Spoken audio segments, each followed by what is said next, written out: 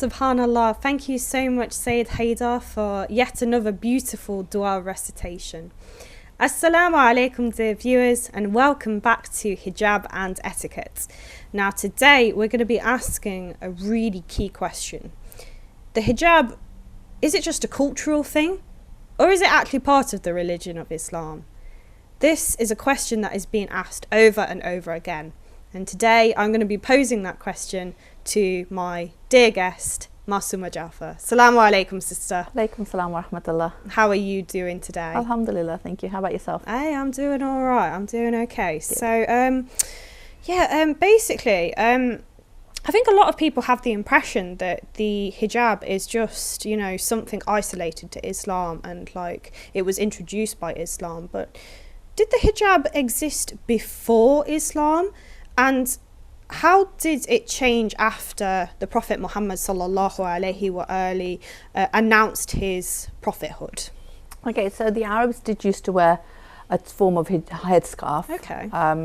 What they used to do is they'd wear the headscarf around and tie it around the back of their neck. Mm-hmm. So their ears, their necks and everything would be showing. Mm-hmm. And that's why the verse in Surah Nur talks about pulling your khumar, which is a plural of khimar, mm-hmm. which is the headscarf, over your bosoms. Mm-hmm. So, you know, not only cover your hair, but cover the rest of this. Mm-hmm. A lot of women turn around and say, no way does it say to cover your hair. Mm-hmm. The reason why the Quran doesn't say to cover your hair, because the hair was already being covered. Mm-hmm. Makes sense. And what God is saying is, don't only just cover your hair, but use the headscarf to cover the rest of you as well. Mm-hmm. Mm-hmm. Okay. So, you know, it's like sort of saying, it's like, for example, nowadays, boys tend to wear their trousers quite low down. Yeah. So you can see the undergarments a little bit. Yeah, and if I was to sort of give a ruling, I would say, you know, pull up your pants so that so that your undergarments are covered. Yeah. Now, that's assuming you're already wearing pants. I wouldn't just say, you know, I'm not just telling you to cover your underpants. I'm telling you to pull up your pants to cover your undergarments. Yeah. Did you see? So it's the same sort of principle. You're already wearing the headscarf, and God's saying, ensure that the khumar, the headscarf is covering your bosoms. Mm-hmm. So it's saying don't tie it around your neck, around the back of your neck. Actually, bring it forward. Mm-hmm. Mm-hmm. And you know, so it's implied. Mm-hmm. So it doesn't have to specify because it was already being worn. Yeah. Okay. Yeah, that does make sense actually. Is the hijab an important part of the other Abrahamic faiths, so Christianity and Judaism, and as well as like other religions as well? It has been. I mean, for example, you know, when you look at the nuns, yeah, it's the most beautiful hijab. Yeah. And the sad thing is, you know, from a Western perspective, when they look at nuns, they see that as honor. Yeah, they think when they it's look at nice. Muslim women, they see that as oppression. What's the difference? There's no difference. You know, it makes no sense. But anyway, again, with the Jewish women, they have to cover their hairs as well. Their hair as well. So it's a matter of how they're doing it. So whether they would choose to wear a scarf or a wig, again, it's, you know, different methods of doing it. Yeah, yeah. But yeah, it's within all faiths. So it shows that there is. You know, whenever something is there within all faiths, it shows the importance of it. Of course, yeah, absolutely, yeah, because it's up there with like, I remember hearing a speech once, and this guy said basically like all religions in essence are the same because like it teaches the value of being a good human being, and the fact that the hijab has a place in all the major religions of the world, like that speaks real volumes, doesn't it? For sure. Yeah, for sure. So you've mentioned a few verses from the Quran which explain the hijab. Are there any hadiths that you would like to share with us from the Ahlul Bayt alayhim as-salam concerning the hijab, to show that this isn't just a cultural thing that we've practiced, it's the essence of Islam? Well, you have like the Quranic verse that I mentioned in Surah Nur, and then there's another Quranic verse in Surah Ahzab which talks about the jilbab, the outer covering. Yeah. And again, showing that it's, you know, it's about not just about the head but the whole body being covered. And we have various hadiths. I mean, the one that comes to mind is from Imam Jafar Sadiq alayhi salam, where he's asked where the Quranic verse talks about and let them hide their beauty except what is apparent. And someone actually asks him, what does that mean? And he says that it means that they should cover themselves except for their hands and their faces. So again, showing that everything else needs to be covered. There's another hadith by our eighth Imam Ali Riza, if I'm not mistaken, alayhi salam, where he actually mentions how a woman does not have to cover herself in front of a non-baligh boy. Which obviously again implies that in front of a baligh boy, she does have to. So we do have numerous hadiths, and there are so many hadiths that talk about, the importance of hijab in society, the benefits of the hijab. So yes, there are. And also, if you look at the role models that we have within the Ahlul Bayt, the women and the men, and how they lived the hijab. So how they not only showed the physical aspect of the hijab, but the inner aspect of the hijab as well. Yes, of course. It's obvious then that the hijab, it's not just a cultural thing, it's actually a very important part of our religion. And it just makes me wonder, like, why are so many individuals coming out and making this claim? Do you think it's going back to the issue of the ego? Do you think people are just looking for excuses not to observe the hijab? Yeah, I think people have made up their minds on what they want and what they don't want. And if hijab is something that they don't want, then they will come about it in any way that they can to prove their point, even if those points make no sense. So, for example, saying that hijab is not mentioned in the Quran, again, I explained why it's not. For example, saying that, that was culturally what was expected of the women in that time because they were uncivilized men, whereas now we live in a civilized society. And again, I think that's a huge other topic that we need to talk about. It's a can of worms, that is. Exactly. Yeah, my goodness. In essence, the essence of men and women has always been the same. The way that God created men and women is the same. So there are certain rules that will stay for all times, whether it was in 14th century Arabia or whether it's in the 21st century in the West, it's still the same. And the beauty of Islam is it doesn't dictate how you do it. It just tells you that you need to do it. So it can fit into any time, into any environment, into any culture. And that's why you see the difference in the way that hijab is worn in all the different cultures. So when you see an Iraqi or an Iranian or a Khoja or a Pakistani or a, whatever woman, if she is observing the hijab, it is done in such different ways, but all of them are doing it in that they are covering themselves, but taking into their own, bringing it into their own culture and making it theirs. So even the Western way of wearing hijab is still hijab as long as you're covered. Yeah, if you're sticking to the guidelines of the Sharia, then what's the problem as such? Yeah. I think one thing that I've particularly noticed is there is a cultural element to the kind of attitude towards hijab. I feel that, hijab is treated very much as a woman's issue. It's almost as if we're at the mosque and the sheikh starts talking about hijab, it's like the men kind of switch off. It's just like, oh, that's nothing to do with me kind of thing. Do you have a similar point of view as such? Yeah, for sure. I think, we concentrate on the physical dressing of the hijab and we make it all that there is. And again, looking at the Quranic verse, God starts talking about casting down your glance first, and it's addressed to the men first. So it's showing that they need to take the initiative first and foremost, and then it addresses the women. And also I personally think that as society has moved on, women are very different nowadays than they were in 14th century Arabia. We're a lot more outspoken, aren't we? A bit louder. And even in my day and age, I think when I was younger, it was not heard of that a girl would ask a boy out. Really? You would actually, you would wait for the boy to make the first move. Whereas now it's very normal for a girl to go and ask a boy out. So again, showing that women have moved, as a society, the way that society has brought up women, they're very much more forceful, they're very much more open, they're very much more taking the first step, and then noticing men a lot more. So if a man has, is dressing in a provocative way, then that is against his hijab as well. Yes. So although the Quran doesn't talk about the dress of men, there is that perspective from a fiqh perspective that if you are wearing something or dressing or acting or behaving in a certain way that will attract the opposite gender, then that is against your hijab.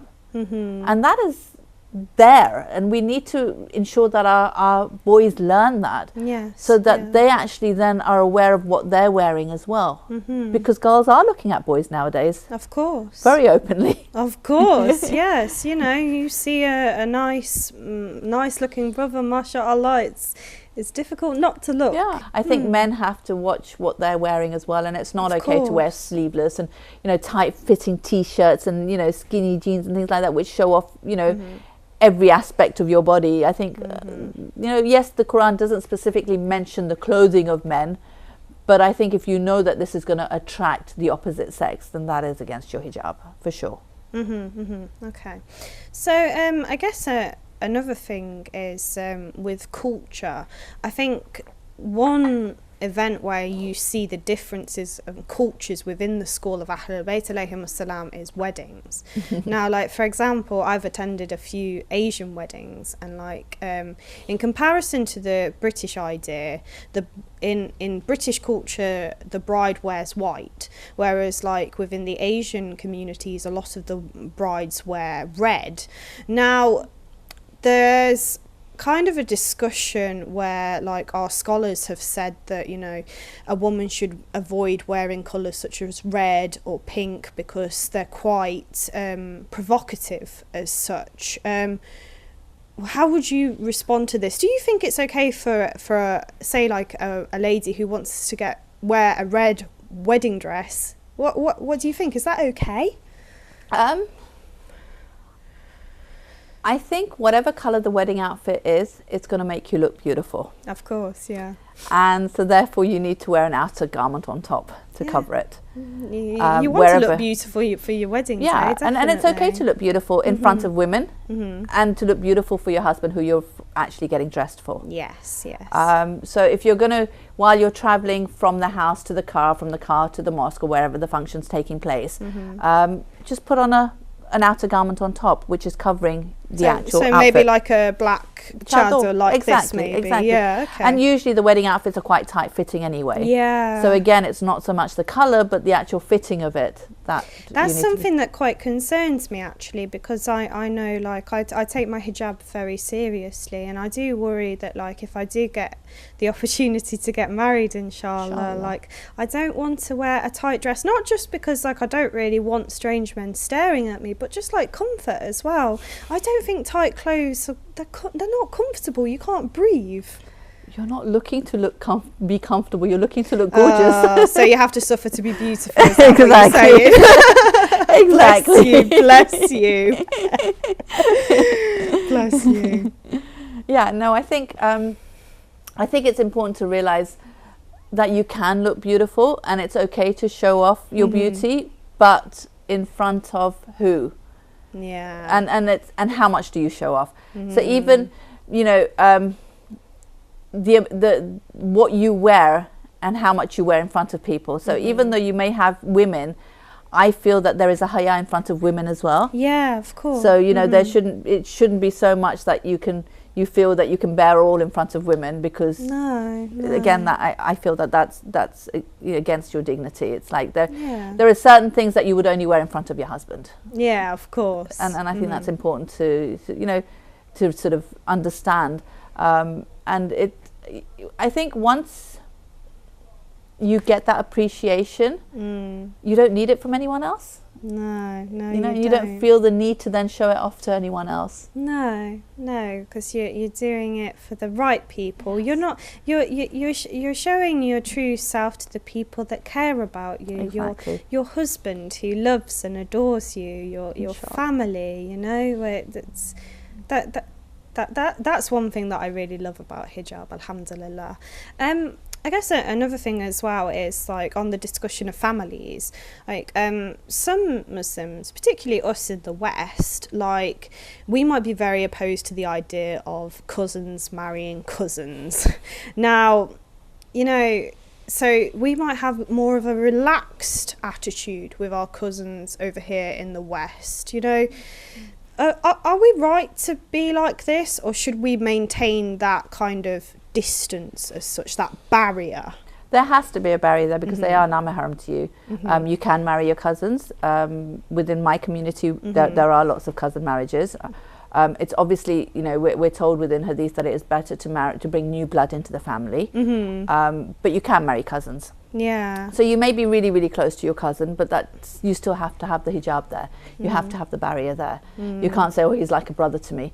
It's like, you know, sometimes you have certain people who you feel very close to, who are not related to you, but they feel like a father to you. Again, they're not your father. Yes. You know, they're not. If they're not blood related, they're not related to you, and therefore there has to be hijab. So even if you've got an uncle who's married into the family, he may be your favorite uncle, but if he's not blood related, you have to wear hijab in front of him. Yes. When it comes to cousins, you know, again, as they're growing up, you need to explain that yes, this is your cousin. Yes, he is blood, but there is still a hijab there that has to be maintained. There is a barrier that has to be maintained. It may be less than what is out in the public in the way that you talk to him. There will be obviously more interaction socially, but the hijab itself has to be there, in like you have to be fully covered, including your feet as well. So it's like, it's not that, oh, when I'm in the house, my hijab, my physical hijab is less than when I'm outside. You still have to be fully covered. The minimum requirement of the hijab has to be there, whether you're in the house or outside, if there are non-mahram there. Yeah, and this barrier, it's not there to make our lives difficult as such. It's there as a means of protection. You know, there's this old English saying, you know, prevention is better than cure, and that's what Islam is in essence, basically. And going back to the like the cousin marriages, I guess like what some people might say is, we want our son or daughter to marry a cousin because we want them to marry a Sayyid, because there's this misconception that Sayyids should only marry Sayyids and non-Sayyids should marry non-Sayyids. Like, how do the Ahlul Bayt alayhim wassalam, how do they show us that actually that's just a cultural idea and has nothing to do with Islam? Well, most of the Aimma married not only women who are not of Arab descent, but from, you know, other places like North Africa and things like that. So, you know, they showed through their marriages that it is good to get blood from outside, not only outside your own culture and your own community, but out, you know, from afar. Because you know, you're bringing in new things into your lives, and there's always something new you can learn from, you know, different people, and it's beautiful. I know Imam Ali alayhi salam and Bibi Fatima alayhi salam married each other, and they were related. You know, they were cousins, but that was a one-off. And that is because they were at such a high level that there was no one else within humanity who could have matched them. But you know, all of the other Aimma that I can think of did not marry their cousins. They married outside, their family outside, their culture outside, the Arab community. Yeah, it's for example, the Imam of our time, may Allah subhanahu wa ta'ala hasten his reappearance, he is a mixture. He has Arab blood, he has African blood, and he also has European blood from his mother Sayyidah Narjis alayha salam. So that's something that we should really bear in mind and remind ourselves every day, inshallah. But thank you once again for this wonderful discussion with me, and inshallah you'll join me in the next episode. My dear viewers, please do stay tuned, as next up we're going to be discussing your fiqh questions and queries, inshallah.